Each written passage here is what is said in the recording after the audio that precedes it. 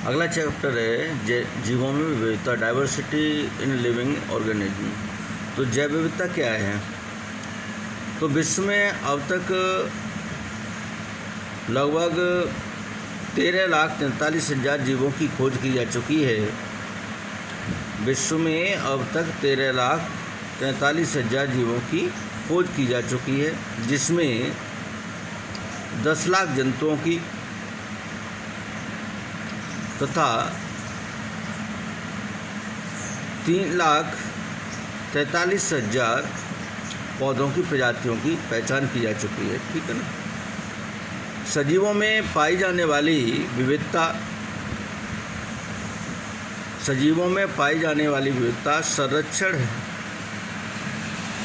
लैंगिक जनन द्वारा उत्पन्न समरूप जुड़वां को छोड़कर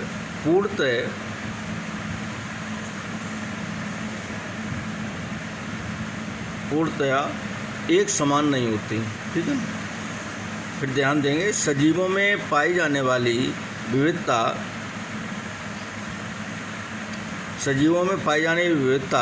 लैंगिक जनन द्वारा उत्पन्न समरूप जुड़वां को छोड़कर पूर्ण तथा एक समान नहीं होती। उनमें आकृति, आकार तथा कार्यकी में विविधता पाई जाती है। ठीक है। अब वर्गीकरण का आधार क्या है? तो यूनान के वैज्ञानिक ने जीवों के वर्गीकरण उनके स्थल, जल एवं वायु में रहने के आधार पर किया। ठीक है ना। तो यूनान के जो वैज्ञानिक थे, उन्होंने जीवों का वर्गीकरण जो किया था उनके रहने के स्थल के आधार पर किया, जल के आधार पर किया, वायु में रहने के आधार पर किया। तो जीवों की वर्गीकरण की फिर आवश्यकता क्यों हुई? तो जीवों के वर्गीकरण की आवश्यकता निम्नलिखित कारणों से हुई। नंबर 1, जीवों के विकास का ज्ञान करने के लिए। तो जीवों का विकास किस प्रकार से हुआ?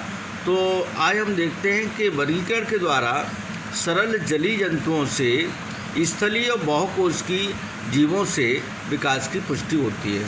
यानी जो पहले क्या था कि सरल एक कोशिकीय जीव होंगे और जलीय होंगे, उसके बाद आज स्थलीय बहुकोशिकीय जीव उत्पन्न हुए हैं। ठीक है ना। आगे, जीवों में परिस्थितियों की अनुकूलता का ज्ञान। किसी वातावरण में पाए जाने वाले विभिन्न वर्गों के लक्षणों के आधार पर जीवों में परिस्थितियों की अनुकूलता का ज्ञान में क्या है? किसी वातावरण में पाए जाने वाले विभिन्न वर्गों के लक्षणों के आधार पर उन वर्गों के जीवन के बारे में अनुमान लगाया जा सकता है। तो विकास के क्रम के अध्ययन के लिए ये बहुत आवश्यकता है वर्गीकरण की। जैसे जल में कौन कौन मछली पाई जाती हैं, जल थल और में कौन से, जल में भी और थल में भी कौन में, जिसे एम्फीबिया वर्ग कहा जाता है, और जल में पाए जाने वाले फिशरीज वर्ग कहा जाता है। तो फिशरीज में कौन से? तो मछली होती हैं। जल थल में एम्फीबिया वर्ग में मेढक पाया जाता है। ठीक है ना। तो इस प्रकार से इनके अध्ययन करना। ऐसे ही रेप्टिलिया जो वर्ग है, जिसमें जो रैंकर चलते हैं, ये भी जो पक्षी उड़ करके, जो मैमेलिया स्तनधारी वर्ग, तो इस प्रकार के ये जंतु जो होते हैं उनके अध्ययन करने के लिए ये किया जाता है।